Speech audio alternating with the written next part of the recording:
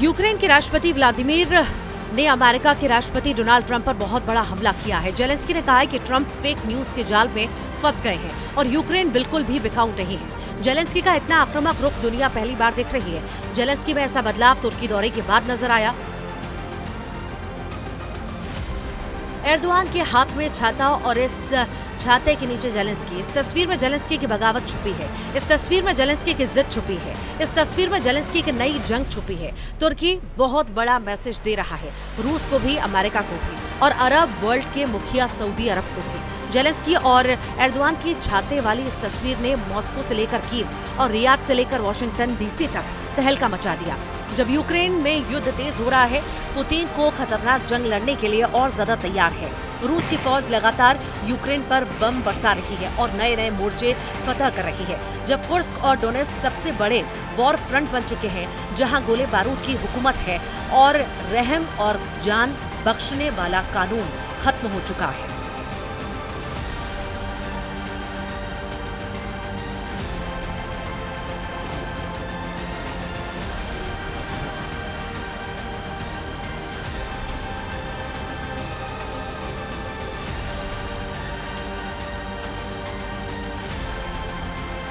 तब यूक्रेन को बचाने के लिए नेटो की सेनाएं यूरोप का मोर्चा मजबूत कर रही हैं, क्योंकि फ्रांस, ब्रिटेन और जर्मनी को इस बात का पता चल गया है कि पुतिन अब नेटो का धुआं धुआं करने को तैयार है।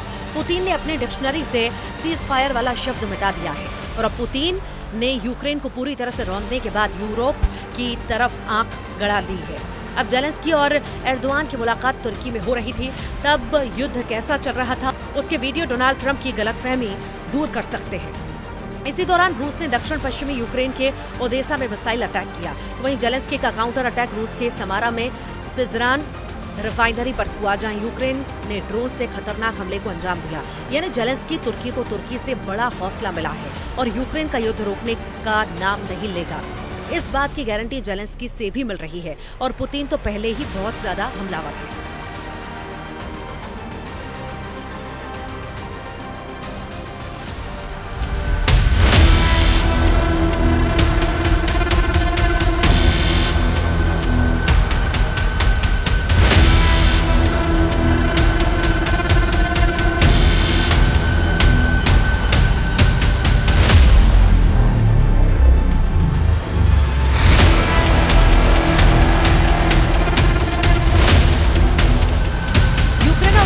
ताजा हमले रियाद में हुई अमेरिका और रूस की मीटिंग के बाद हुए हैं। यानी पुतिन और जेलेंस्की दोनों ट्रंप को साइलेंट मैसेज दे रहे हैं। मैसेज ये कि युद्ध वो अपनी शर्तों पर रोकेंगे। इसी के बाद जेलेंस्की की एर्दोआन के साथ सीक्रेट मीटिंग की।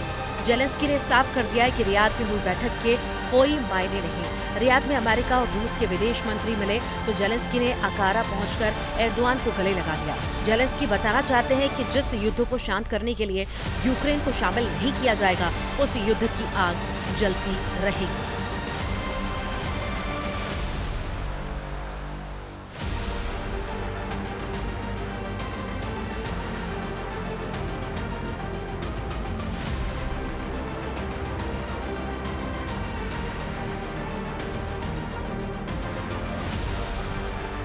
अब एर्दोआन और जेलेंस्की की मीटिंग हुई तो उसमें जेलेंस्की ने पूरा दर्द सामने रखा। जेलेंस्की ने बताया कि कैसे रूस की सेना ने पूरे डॉनबास को जकड़ लिया और कैसे कुर्स्क में उनकी सेना पुतिन और उनके दोस्त किम जोंग उन की सेना से बहुत ही खतरनाक युद्ध लड़ रही है।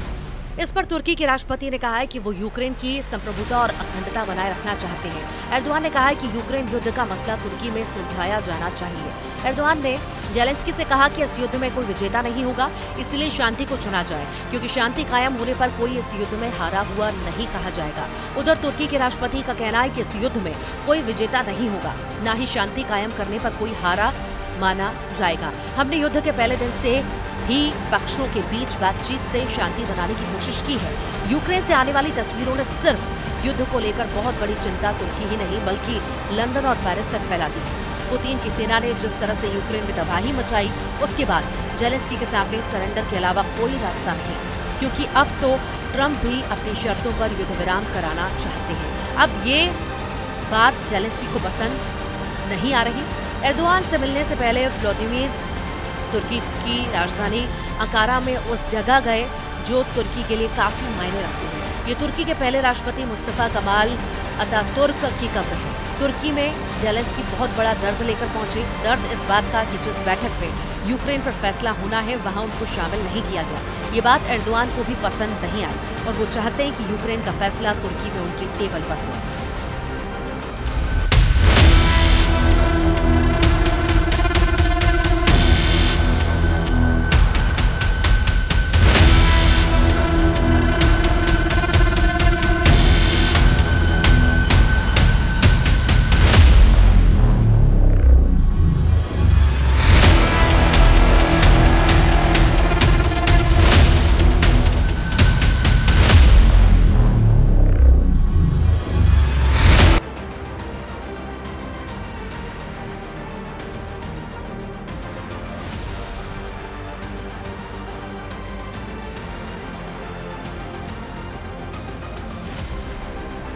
जेलेंस्की को पता है कि एर्दोआन न कुछ कर सकते हैं, इसलिए गाड़ी से उतरने और एक ही छाते के नीचे एर्दोआन के साथ राष्ट्रपति भवन की सीढ़ियां चढ़ने और इसके बाद मीटिंग हॉल में से लेकर एर्दोआन से अकेले में मिलकर जेलेंस्की ने बड़ी शिकायतें की। उनकी डिमांड बहुत साफ है, जिससे सवाल उठता है कि क्या जेलेंस्की को अब डोनाल्ड ट्रंप पर यकीन नहीं रहा। जेलेंस्की चाहते हैं कि शांति वार्ता में यूरोपीय संघ को शामिल किया जाए, तुर्की को शामिल किया जाए और ब्रिटेन भी हो, यानी रियाद में अमेरिका और रूस की बैठक को जेलेंस्की ने पूरी तरह खारिज कर दिया है।